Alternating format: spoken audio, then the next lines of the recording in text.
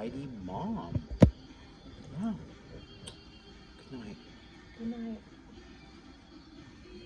The mighty mom. Early one morning, Ian, Bartley, Laura, Lightfoot arrived at Montecore's tavern.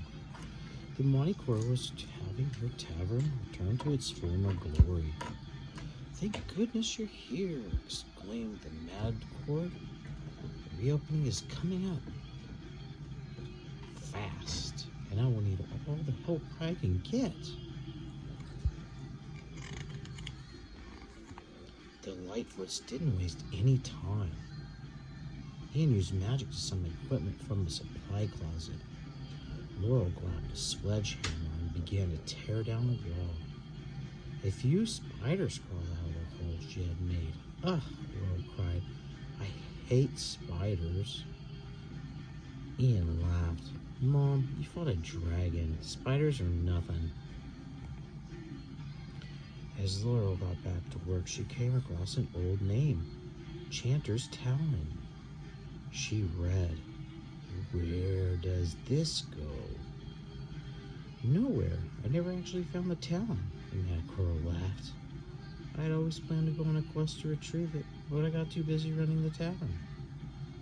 According to legend, Ian said, pulling the quest of your book from his backpack, Chanter's Talon brought endless prosperity. Just then, the ceiling rained down debris. The Manticore sighed. I could use some of that prosperity right now." "We'll find the talent and display it at the grand reopening," Laurel said. "A family quest," cheered Barley and Ian. "I love the idea," explained the Manticore. "The Whispering Elms will know the way."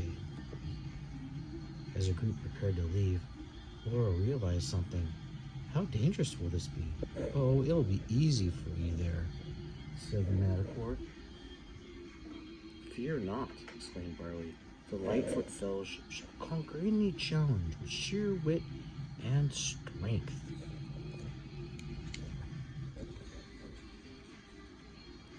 The Lightfoots arrived at a grocery store called Journey Mart.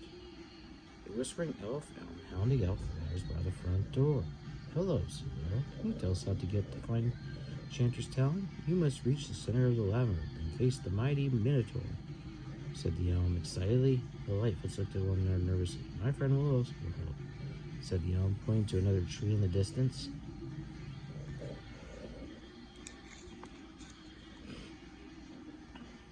Willow sent the family to the top of the hill. They were confused by what they saw on the other side.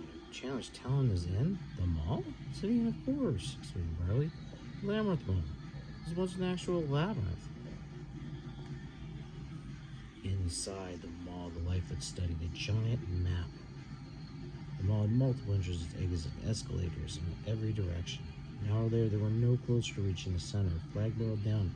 Security guard Bonnet stared. "Aren't you the guardian of the labyrinth?"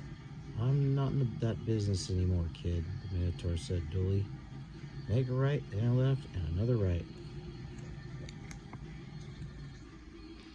Lightfoots followed the guard's instruction. They all found was a children's play area. "There's the Minotaur in the center," cried Laurel as she pointed to the giant ball pit. "That can't be a coincidence." The family jumped into the ball pit and maneuvered through the chaos.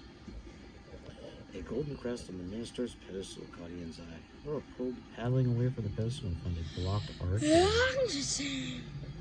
"The animate spell should do the trick," said Ian. "Presto avar." The brick began moving away, leaving an opening in the archway. After the Lightfoots entered, the bricks slammed back into place. They were plunged into total darkness. "Flame Inferno," Ian shouted. Bright flame ignited at the top of his staff, illuminating an ancient stone staircase. He really created a torch and led the way. "Looks like the only way down is forward." The group made their way into the massive chamber. "Something doesn't feel right to me," said Laurel, coming to a halt. She found discarded suit armor on the ground and put it on. "Maybe this will come in handy. I'll see if the danger of direction spell can help us." The top staff glowed a deep, ominous red.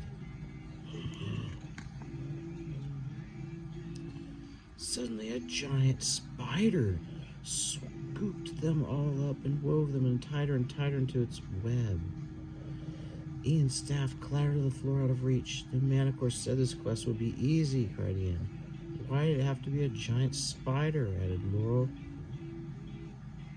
Just then, all hope seemed to be lost. Barley spotted something in an alcove between them.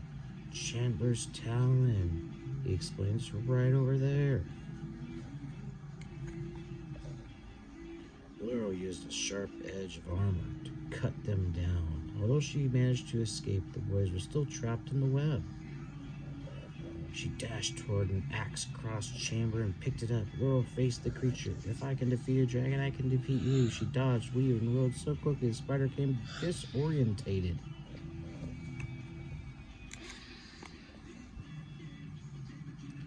The spider, confused, Laurel freed the boys from the web. Way to go, Mom. She probably Ian grabbed his staff. They needed a diversion to escape. Cumulo Mystoria, Ian cried. The room filled a black, thick fog. As the spider struggled to see, Laura sprinted to the alcove and grabbed the talon. Got it, she shouted. Now let's get out of here. Lifeless ran out of the chamber just at last as the fog cleared. Exhausted and exhilarated, the family arrived back at the tavern. Manticore was thrilled to see them. You did it, she explained. Like I said, piece of cake, right? Laurel, Barley, and Ian looked at each other and smiled. The Manticore placed the talon on the wall with her other relics. I'm finally ready for my grand reopening. She looked around at the construction cast. Well, almost. Gotta hand it to you, Mom, Barley said. That was pretty cool. I could have such a fearless, mighty mom, Ian added. Earl smiled and gave them a big hug. Nothing stands in the way of life. It's not even a spider, Ian said. The end.